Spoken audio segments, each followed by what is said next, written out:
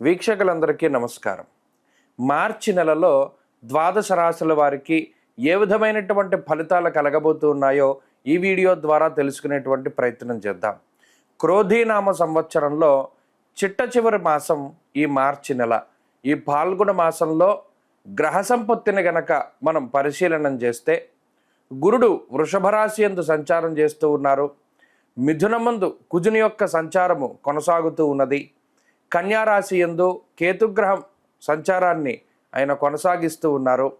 అలాగే ఈ నెల మార్చి 15వ తారీఖు వరకు కూడా కుంభరాశి యందు రవి శనేశ్వరుడితో కలిపి సంచారం చేస్తూ 15వ తారీఖు నాడు మీనరాశిలోకి రవి యొక్క ప్రవేశం అనేటువంటిది జరగబోతూ ఉన్నది.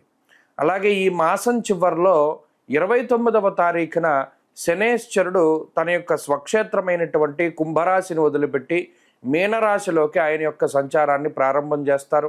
అప్పటికే మీనరాశిలో రాహువు, బుధుడు, శుక్రగ్రహాలు మీనరాశిలోని ఈ మాసం ప్రారంభం నుండి తమ యొక్క సంచారాన్ని కొనసాగిస్తూ ఉన్నటువంటి తరుణంలో రవి, శనేశ్వరుడు అలాగే చంద్రుడితోటి కలుపుకొని మీనరాశి యందు ఈ మాసం చివరిలో అనగా 29వ తారీఖు లగాయితూ ఒక 2.5 రోజుల పాటు షష్టగ్రహ కూటమి అనేటువంటిది జరగబోతూ ఉన్నది.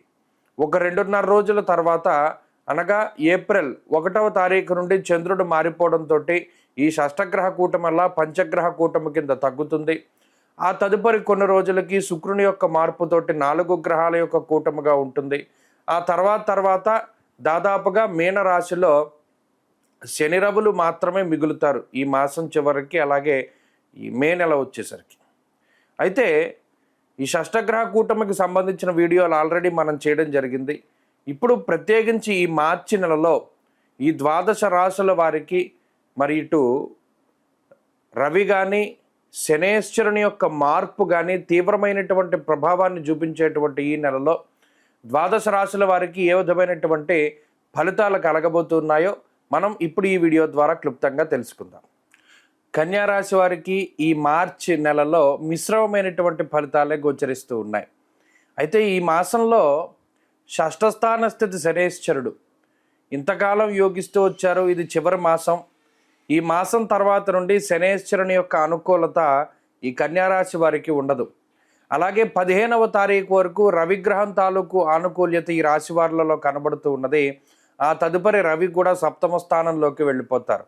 ఇక్కడ గ్రహాలన్నీ కూడా 7వ స్థానానికి వెళుతూ ఉన్నటువంటి పరిస్థితులు.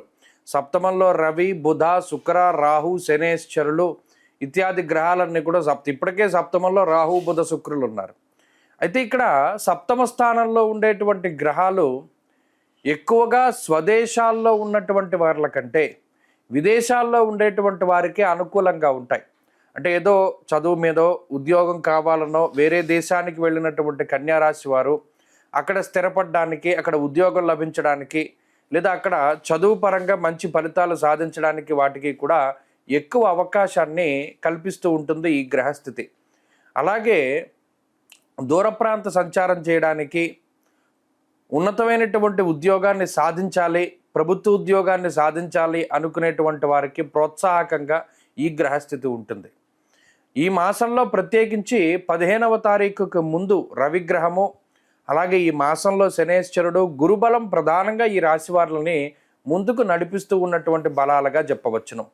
అయితే తక్కువ సంఖ్యలో గ్రహాలు యోగిస్తూ ఉన్నప్పటికీ ఆ గ్రహాలన్నీ కూడా దీర్ఘ సంచార గ్రహాలు అవుతూ ఉండడము, కొంత అత్యధిక శక్తివంతమైనటువంటి గ్రహాలు అవుతూ ఉండడం వల్ల ఈ మాసంలో దేనికి కూడా లోటు ఉండదు. ఆర్థిక పరిస్థితులు కానీ, ఆరోగ్య పరిస్థితులు కానీ, కుటుంబపరమైనటువంటి పరిస్థితులు కానీ ఇవన్నీ కూడా చాలా సానుకూలంగానే గోచరిస్తూ ఉన్నాయి. ప్రత్యేకించి షష్ఠేరవౌ సుసౌఖ్యాదిన్ అన్నది శాస్త్రం.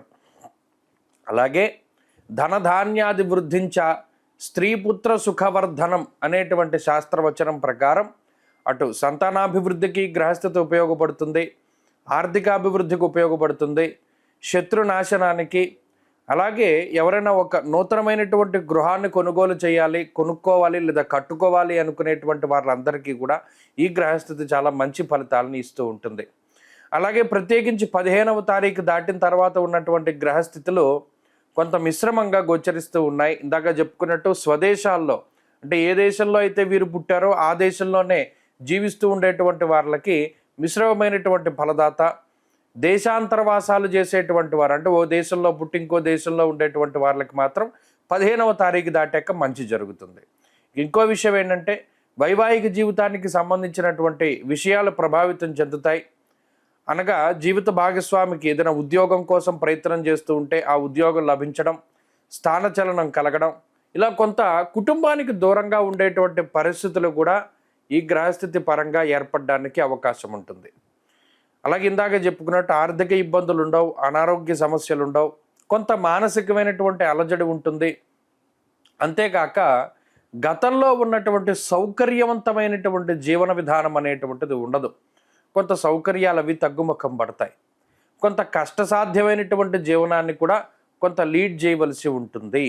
ఈ విషయాలని ప్రధానంగా గుర్తుపెట్టుకోవాలి. ఈ మినహాయించి కన్యారాశి వారికి ఏ విధమైనటువంటి ఇబ్బందులు కూడా ఈ మార్చి నెలలో ఉండవు.